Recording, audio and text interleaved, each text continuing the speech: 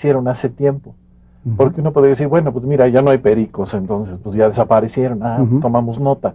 Pero dices, no, es que mira, hace 200 años, no, o hace 3000 años, o hace 10 millones de años, había otra distribución de especies, otras especies, hay unas nuevas, hay unas, pues unas que había, que ya no están. ¿Cómo sabemos esas cosas? ¿Y cómo sabemos qué efecto tienen mutuamente unos sobre otros? Claro.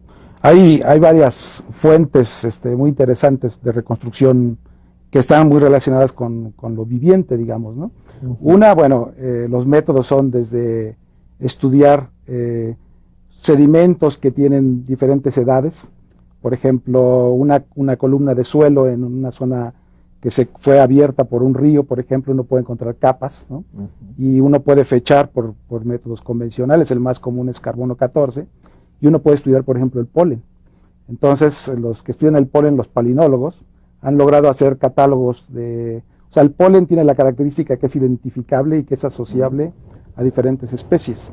Y entonces lo que uno generalmente hace es tener el fechamiento de alguna localidad, cualquiera que ésta sea, y después extraer muestras de estos sedimentos y sabiendo la edad y luego identificando el polen, pues ha sido una forma de poder reconstruir los últimos, no sé, 25,000 años, por ejemplo, de algunas regiones o mucho más, ¿no? Incluso hay gente que estudia polen de hace 60 millones de años o 35 millones de años, y el polen por sus características es la cubierta que se llama exina, es un material proteico muy resistente y se ha podido mantener. Entonces hay formas de documentar qué ha ocurrido, qué dicen esas documentaciones, pues que ha habido cambios climáticos durante muchas ocasiones en la Tierra, ¿no? Ahora, otras formas, por ejemplo, que es también muy interesante, que se ha hecho en desiertos.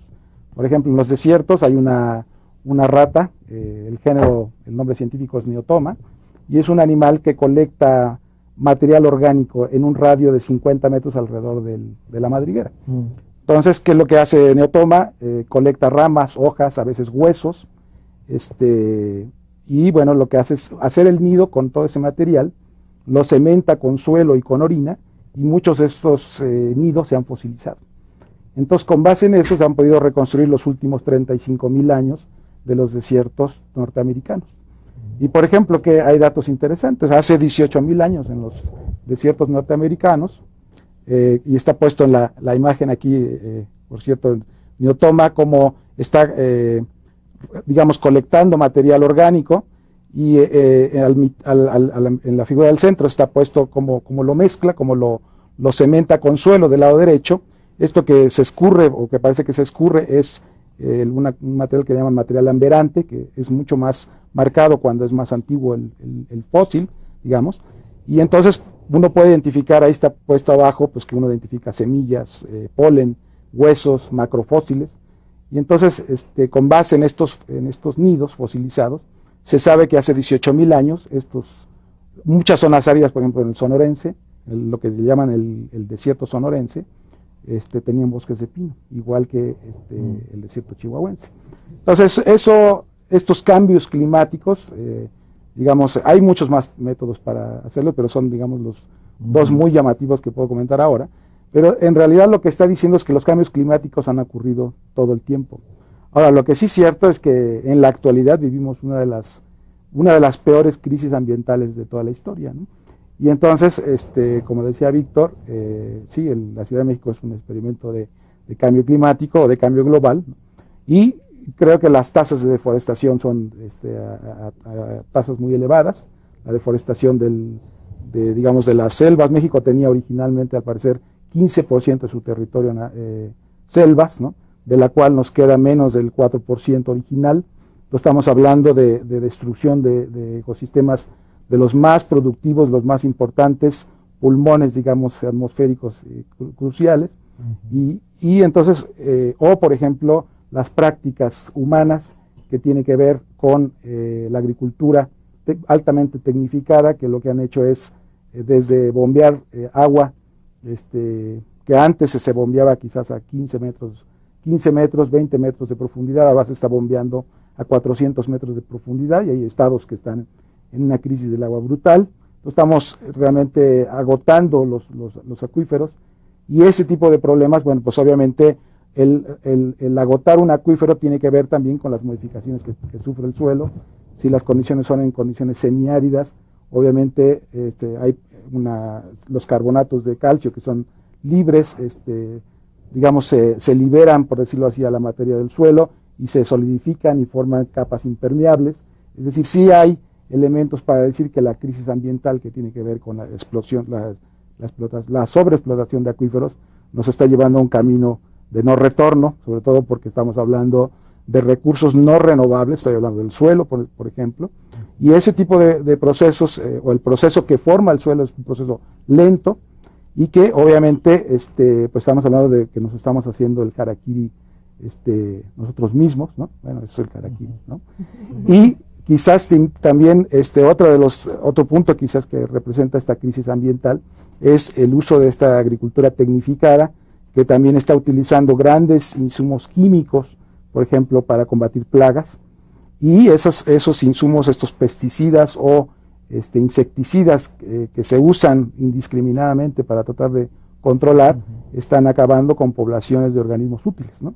Entonces, por eso se habla de una crisis de la polinización, y la crisis de la polinización tiene que ver con que hay muchos productos, bueno, en la naturaleza la polinización es un mecanismo importantísimo para generar descendientes en las plantas, y también tiene un alto valor económico cuando se considera que la mayoría de las plantas con flores necesitan un polinizador.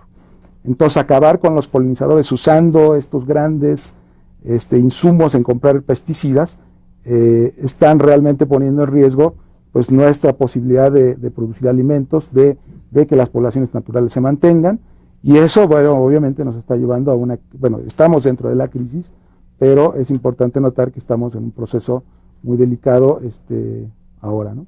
Y quizás lo último que quisiera comentar, que tiene que ver con el agua, la parte de el agua que utilizamos en las cuencas hidrológicas del país. Bueno, pues casi es muy difícil decir que no hay contaminación, al contrario, estamos hablando de que 12 de las 13 cuencas hidrológicas del país están contaminadas, en diferentes grados, claro, tampoco lo quiero poner tan amarillista, sí, pero preocupa en el sentido de que no estamos que estamos teniendo un proceso de cambio tan brutal, digamos, en términos cómo vamos a resolver una situación ambiental que sigue siendo o que sigue yendo a la baja, ¿no?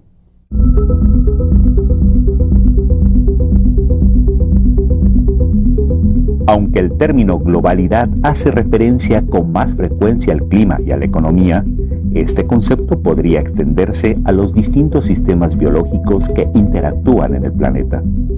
La parte viva reacciona no solo a las variaciones que se dan en la atmósfera y el océano, sino a los fenómenos biológicos como las interacciones entre las especies y, muy particularmente, a la intervención humana. De ahí que hay investigadores que ya hablan de cambio ambiental global, lo que incluiría la destrucción de ecosistemas, la pérdida de especies de plantas y animales, la erosión de los suelos, la contaminación y los desplazamientos de organismos, así como la invasión de especies exóticas. ¿Qué efecto tienen los cambios ambientales locales en las regiones y en la escala planetaria? Esta es una de las muchas preguntas que se hacen los expertos. Conocer los efectos que el cambio climático tiene en la vida es un terreno que necesita todavía de mucha investigación, al tiempo que llegar a comprender y detener el deterioro del clima que se produce por las actividades humanas. Es una labor que requiere iniciar muchos proyectos de manera inmediata e interdisciplinariamente.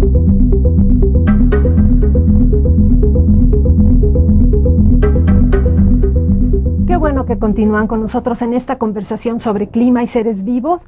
Estamos platicando con el doctor Víctor Magaña y con el doctor Alfonso Valiente, ambos investigadores de la UNAM.